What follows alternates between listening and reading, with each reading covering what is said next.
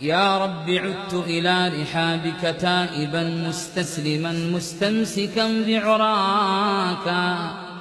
ما لي وما للأغنياء وأنت يا رب الغني ولا يحد غناك، ما لي وما للأقوياء وأنت يا ربي ورب الناس ما أقواك،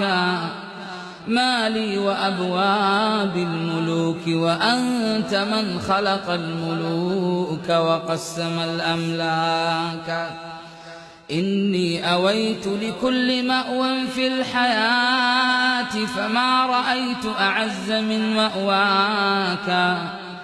وتلمست نفسي السبيل إلى النجاة فلم تجد منجا سوى من جاك، وبحثت عن سر السعادة جاهدا فوجدت هذا السر في تقواك،